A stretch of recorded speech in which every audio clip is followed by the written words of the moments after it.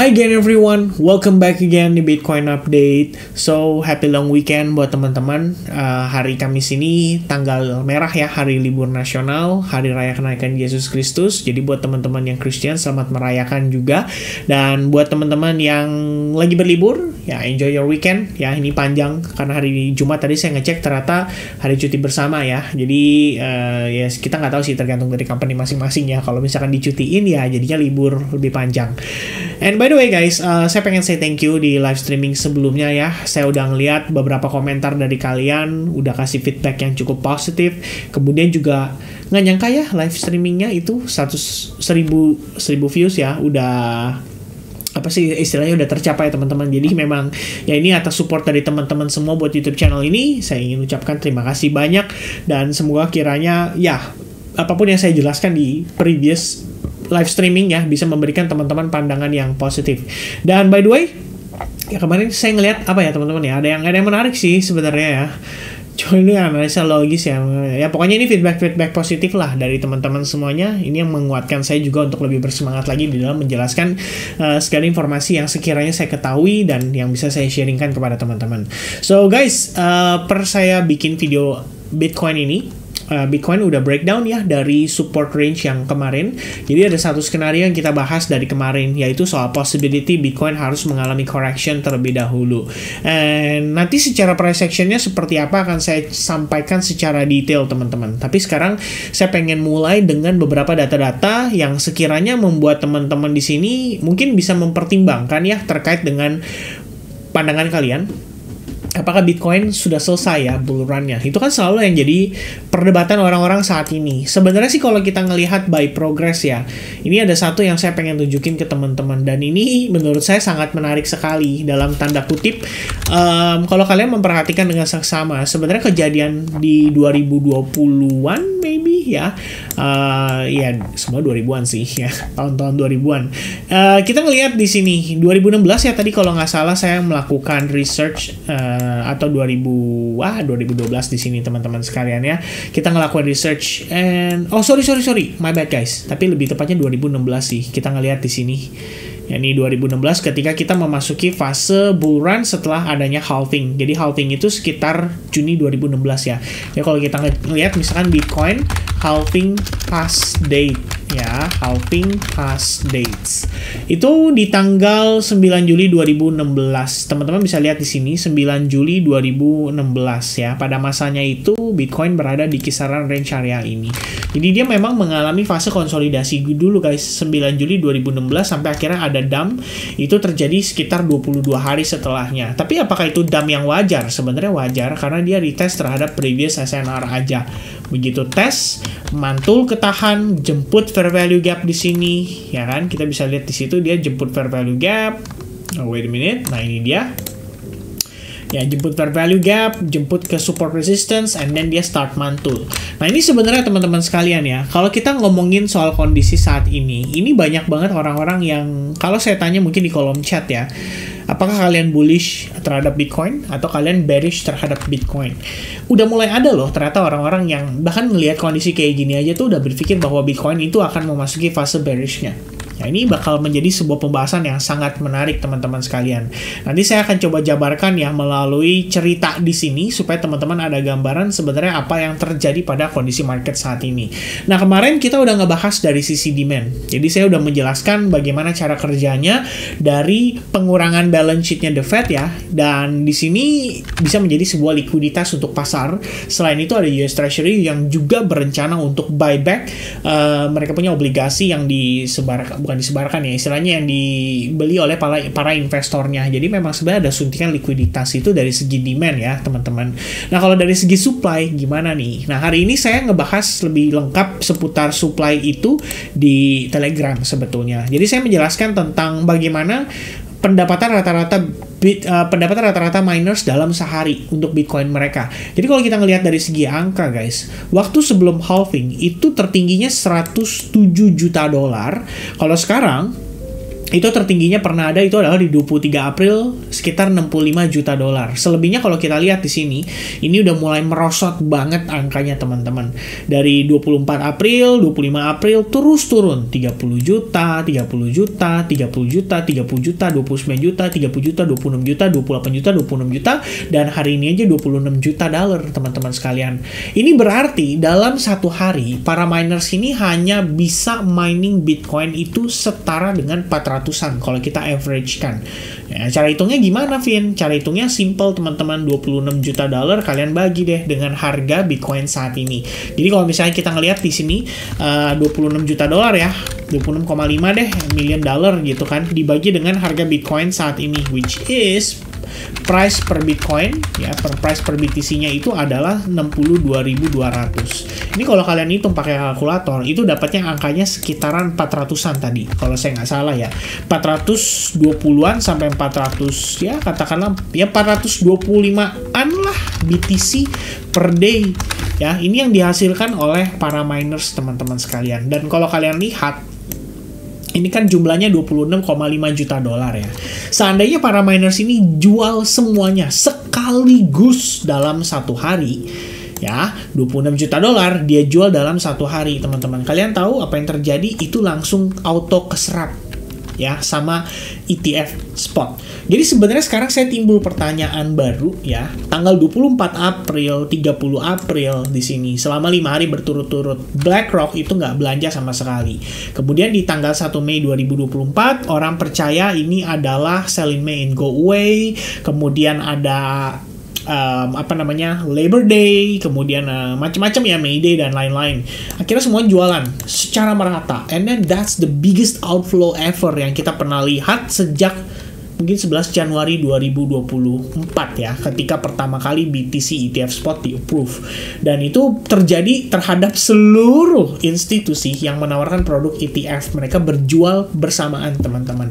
Dari situ kita ngelihat market dump. Nah, apa yang terjadi? Mungkin kalau pada saat itu kita bisa berspekulasi dari 24 April sampai tanggal 2 Mei nih, ketika nggak ada pembelian masih ya, nggak ada pembelian sama sekali. Itu mungkin disebabkan oleh satu hal, yaitu FOMC press conference. Yang mana kemarin saya sudah jelaskan secara detail lewat live streaming. Itu kalau teman-teman nonton 1 jam pertama, harusnya bakal banyak banget materi yang bisa kalian serap berbicara soal efek makroekonomi terhadap harga daripada Bitcoin dan juga aset-aset seperti US stock. Karena faktanya US stock juga mengalami rebound itu hanya setelah adanya FOMC press conference itu. Jadi kalau kita ngelihat S&P 500 hari ini masih cenderung bullish, Nasdaq juga hari ini ya slightly correction tapi masih fine ya, masih di atas harganya teman-teman sekalian. So technically it's still good ya, it's still good. Nah, kemudian setelah FOMC press conference tuntas, harga Bitcoin drop, sedrop-dropnya itu pada saat itu sekitar 56.000 dolar ya. Ini sebelum FOMC bahkan. Tapi setelah FOMC kita ngelihat Bitcoin berangsur-angsur membaik, start rebound, reclaim 60.000, kemudian naik lagi sampai tertingginya itu kemarin di sekitaran 65.500 dolar ya. Nah, per kondisi tersebut terutama ketika tanggal 3 Mei setelah FOMC press conference, kita ngelihat pembelian tiba-tiba jadi agresif, bahkan termasuk Grayscale sebagai salah satu pembeli BTC ETF spotnya, teman-teman sekalian, pembeli BTC ETF spotnya, tapi lebih tepatnya pendonor ya, atau penyumbang inflow BTC ETF spot pada tanggal 3 Mei tersebut. Kemudian dilanjut ke tanggal 6 Mei, kita ngelihat ada pembelanjaan lagi dengan total 217 juta dolar Amerika Serikat. Nah, sekarang bayangin guys, saya cuma mau bilang satu hal. Dari sisi ini menurut saya ini sangatlah masuk akal. Jadi apa hubungannya Vin dengan Bitcoin miners ini? Kalian coba deh, tanggal 7 kalian tambah, tanggal 6 kalian tambah, tanggal 5 kalian tambah. Itu 3 hari aja, nggak sampai 100 juta dolar. 4 hari baru tembus 100 juta dolar. 8 hari berarti 200 juta dolar. Mereka mining 8 hari, itu bisa diserap hanya dalam 1 hari guys. 200 juta dolar pada tanggal 6 Mei 2024. Lebih tepatnya hari Senin kemarin. Jadi sekarang timbul pertanyaan, ini kenapa masih nggak beli lagi? Apa jangan-jangan karena kekurangan supply? Ya kan? Kalau kita ngelihat nih, dari Bitcoin miners ya, dalam artian yang dikirimkan oleh para miner ke exchange teman-teman sekalian. Ini inflow-nya tuh tipis. Hari ini aja mereka cuma ngirim 336 Bitcoin. 336 Bitcoin ya, let me count for you guys. 336 Bitcoin dikalikan dengan harga hari ini mungkin 62.200-an. Lebih kurangnya $20.899.000 guys. Itu dalam satu hari. Kemarin teman-teman, lebih tepatnya tanggal 7 Mei hanya 13 Bitcoin. Kemudian pada tanggal berapa lagi nih teman-teman? 13 Bitcoin, kemudian kita ngeliat 116 Bitcoin di tanggal 6 Mei. Ya, di tanggal 5 Mei 59 Bitcoin. Nah, intinya apa teman-teman? Poinnya apa teman-teman? Perhatiin baik-baik. Ini $26 juta. Kalau di total semuanya, kalian gunakan kalkulator, kalian hitung lagi sekali lagi. $26,5 juta ya. Atau $26.500 ya lebih kurangnya. Kita bagi dengan harga Bitcoin di 62.200 per hari ini. Itu hanya 426 Bitcoin. 426 Bitcoin yang mereka kirim hari ini itu hanya 336 Bitcoin guys. Ya, saya nggak tahu nih, kalian bisa lihat nggak? Coba ya, saya geser dikit. Nah, biar kalian bisa lihat di sini nih. Hanya ada 336 Bitcoin. Last value-nya 336 Bitcoin guys. Nah, ini berarti apa? Hari ini 420 yang mereka kemarin 426 yang mereka mining. Hari ini dikirim hanya 330. Bahkan masih ada 100 yang mereka keep, mereka nggak kirim ke exchange. Atau mungkin mereka nggak jual. Ini yang namanya supply shock guys. Ya, kalau kita ngelihat di sini Bitcoin net flow yang keluar dari exchange itu dalam satu hari adalah 1.745 Bitcoin per tanggal 8 Mei. Dan ini datanya belum selesai, belum komplit. Ya, menarik ya teman-teman. Ya, so far sih kalau saya ngelihat dari sisi ini cukup menarik ya. Berarti apa sih kalau kita ngelihat atau kita mengetahui dari data tersebut? Yang saya tahu adalah supply shock is real guys. Ya, ini even istilahnya mereka mau beli sekalipun nggak bisa ya. Dalam 8 hari miners ngumpulin total $200 juta dengan asumsi harga di 62 ribuan. Dan itu diserap hanya dalam satu hari. Jadi begitu satu hari, 8 hari kerja miners itu langsung habis semuanya. Disikat teman-teman. Jadi dari sisi demand masih akan terus meningkat. ETF Hong Kong masih terus berkembang. Kemudian ETF US ya, ada sedikit kabar baik dari BlackRock, dari Grayscale udah mulai nggak jualan. Mungkin hari ini market cenderung lebih chill, lebih santai. Mungkin salah satunya adalah karena lagi ada drama juga ya di US ini, Kongres teman-teman sekalian.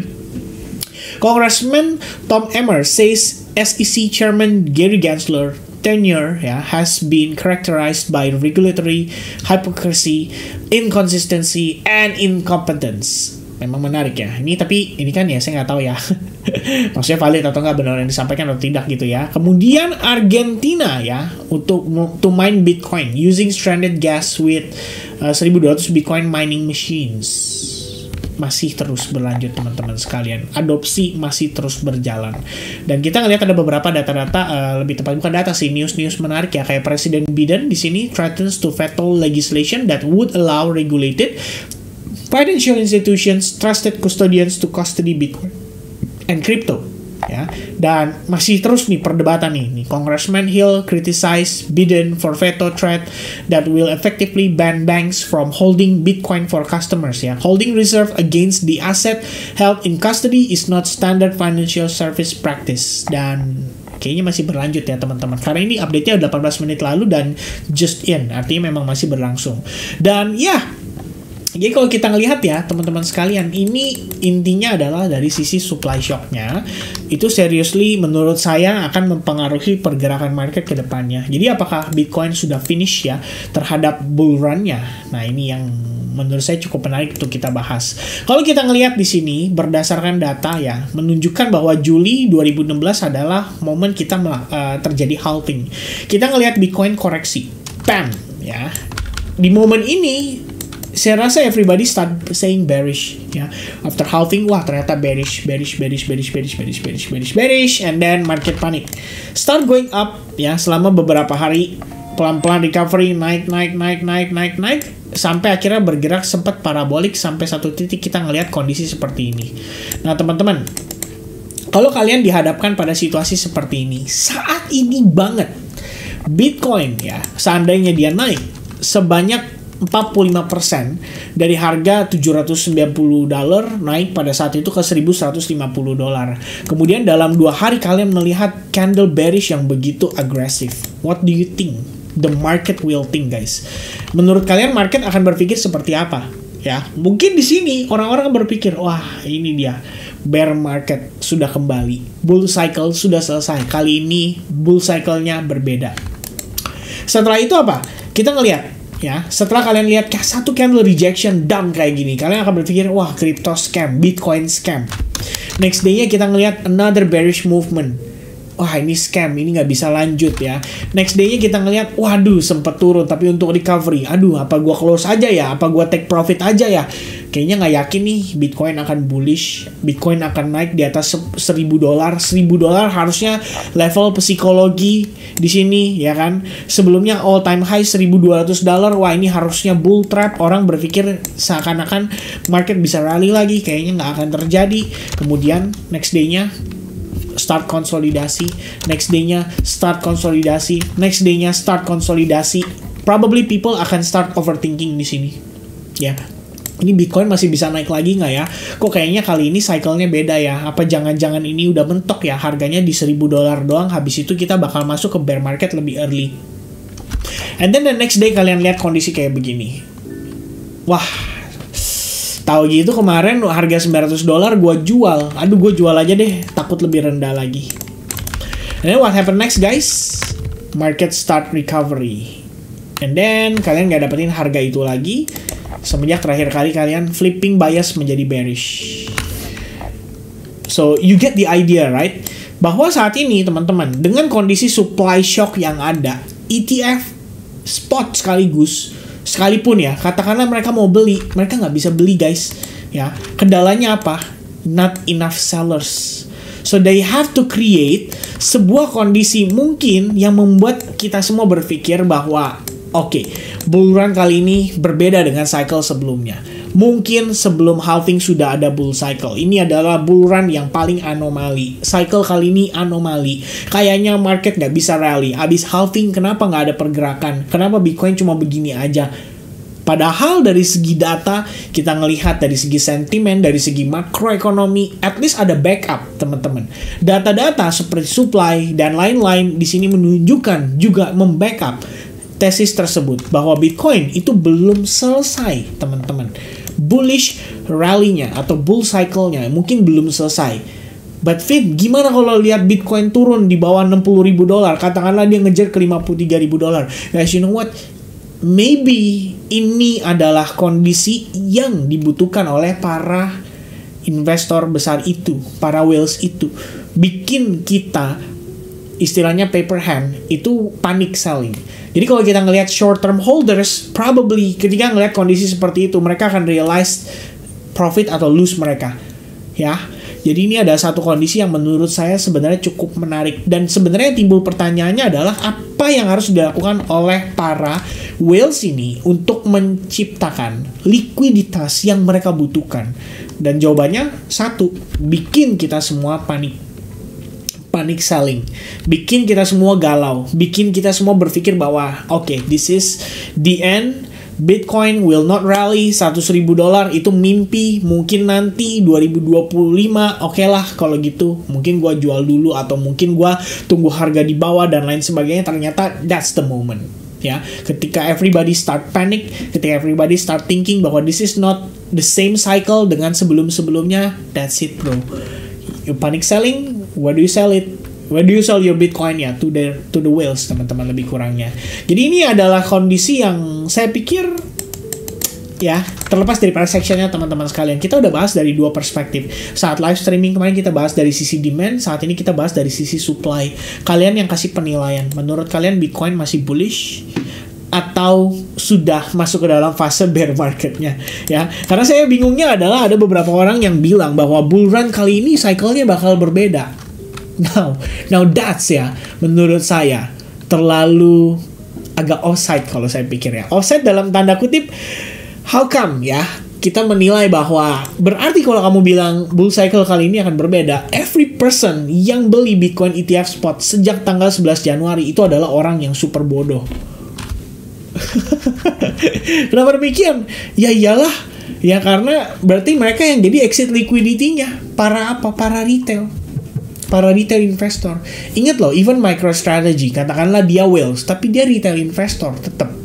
Ya, tidak mewakili sebuah institusi kecuali perusahaannya sendiri, yaitu MicroStrategy, termasuk dalam retail investor. Jadi masa BTC ETF spot ini malah jadi exit liquidity-nya para retail investor? Ya, that's gonna be, ya ini bakal jadi sebuah skenario yang sangat menarik justru. Ya, kita berpikir bahwa selama ini mereka adalah smart money, ternyata mereka lebih dumb daripada para smart money yang sesungguhnya, yaitu para retail. Ya itu something yang sebenarnya menurut saya, ya mungkin kalau kita ngelihat ya saat ini memang Bitcoin perlu konsolidasi dulu. Karena the fact is yang kita bisa lihat ya teman-teman pada 2020 pun ketika setelah adanya halving, ini balik lagi lihat angkanya teman-teman ya. Third Bitcoin halving itu tanggal 11 Mei 2020. Dan kalau kalian lihat di 11 Mei 2020, apa yang terjadi setelah halving guys? 11 Mei 2020 ya, sorry saya kelewatan jauh nih ya. Ini 2017. Nah, ini dia. 11 Mei 2020. This one ya, after Black Swan event ya. 11 Mei 2020. Itu Bitcoin mengalami konsolidasi panjang selama lebih kurang 70 hari. Nah sekarang kalau kita ngelihat nih teman-teman, per 19 April ya Bitcoin halving sampai dengan hari ini. 19 April sampai hari ini. So far udah berapa lama? Kita 19 hari guys ya. 19 hari dengan 70 hari. Gak ada apa-apanya gitu. Ya mungkin memang ini di shake dulu ya. Dibikin semuanya berpikir, fantasi, istilahnya berimajinasi, berfantasi, jangan-jangan Bitcoin cycle kali ini akan berbeda. Aduh gimana ya, mumpung masih tinggi udahlah gua jual dulu. Yang ketika mereka jual, yes, they become the liquidity. And that liquidity adalah yang dibutuhkan untuk para whale saat ini. Kira-kira seperti itu. Oke, so dari price action Bitcoin sendiri sebenarnya, let's say if I'm wrong ya teman-teman sekalian, katakanlah ini ternyata belum finishing nih, ternyata apa? Ini semua keseluruhan pergerakan adalah A wave-nya dia, dan ternyata naiknya itu nanti adalah untuk B wave menuju C wave ya. Artinya apa? Kita ngejar ke bawah sini. Artinya kalau kita ngelihat dari perspektif hourly-nya teman-teman sekalian, oh damn, sorry guys. Kalau kita ngelihat dari perspektif hourly-nya dan kita ngelihat di gambaran besar ini ya, bahwa technically ya probably kalau kita ngelihat di sini, katakanlah saya gunakan time frame 12 jam gitu ya. Maka di sini kita ngelihat terdapat imbalance di situ. Ya, ada order beli yang mungkin tersedia numpuk cukup banyak di kisaran range price $54.000 sampai $52.000. Ditambah kalau kalian ingat di sini adalah area konsolidasinya. Jadi memang ini masih key levelnya untuk Bitcoin. Kalau misalkan support yang di $60.000 itu nggak bertahan dan support yang di $57.000 itu juga nggak bertahan, maka next stopnya kita adalah $53.000 ya. Dan di situasi tersebut jangankan $53.000 ya, $60.000 breakdown aja lagi. Saya pikir orang-orang akan panic selling. Ya, sell short akan meningkat. Ya, more sellers will come again to the market. Mereka akan spekulasi, mereka akan sell short dengan ya liquidation level mungkin yang lebih tebal lagi sedikit di atasnya di $64.000 dan $66.000. Meanwhile kalau kita ngelihat dari perspektif yang time frame-nya 1 bulan, ini yang paling gendut ya liquidation levelnya itu semua ada di atas. Artinya mereka berspekulasi dan para bear ini, mereka berspekulasi bahwa Bitcoin masih bisa turun jauh lagi sampai di bawah $60.000. Well, bukan berarti nggak mungkin terjadi. Tapi teman-teman sekalian, kalau kita ngelihat perbandingan ya antara kenaikannya yang kemarin kecenderungannya impulsif dibandingkan dengan turunnya yang saat ini sangatlah korektif. Bahkan tadi kalau kita ngelihat ya teman-teman, sepanjang pergerakan hari ini itu dia hanya konsolidasi aja. Baru jam 3 aja nih kita ngelihat close candle di jam 3 ya kan. Ada new candle time frame 1 jam dan 4 jam baru dia breakdown teman-teman. Tapi kalau nggak sepanjang hari ini kita cuma konsolidasi. This is awful ya. This is very very awful. Kalau dari segi price action, bahkan buat kita yang mungkin trading ya teman-teman, to be honest ini ribet banget ya dari segi price actionnya. Ini siapa yang tunjukin sama teman-teman. Jadi ini yang kita perhatikan ya pada saat pergerakan kemarin. Just in morning ya, jam 3 pagi. Saya notice, saya bilang sama teman-teman, BTC on closing 4H sebetulnya masih terbilang di dalam range. Tapi kita udah menyadari bahwa ada head and shoulders di lower time frame. Jadi saya considering untuk potensi Bitcoin turun jadi lebih besar. Plus kita ada fake out di atas ini, liquidity sweep, jemput imbalance area. Habis itu setelah itu kita ngelihat dia cenderung turun.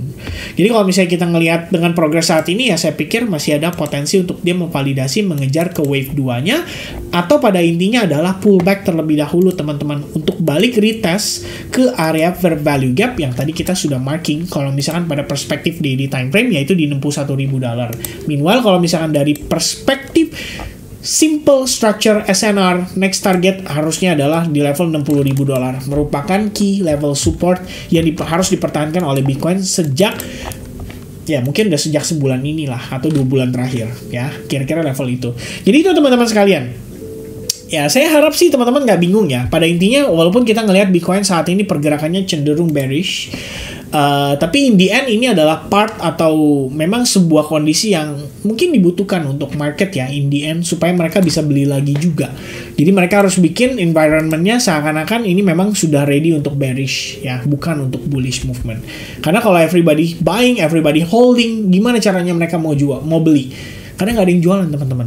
That's the real problem. Okay? So that's gonna be the update for Bitcoin. Thank you very much guys buat kalian nonton video ini sampai finish. Semoga ada added value, bisa nambah informasi lagi seputar Bitcoin, dan juga meyakinkan teman-teman lah untuk jadi holders yang sebenarnya ya. Semoga kalian dikuatkan karena kita udah mendekati the real bull run ya kan. Masa bear market kalian bisa lewatin bull run yang setelah halving cuman baru jalan 18 hari udah galau cenut-cenut ya.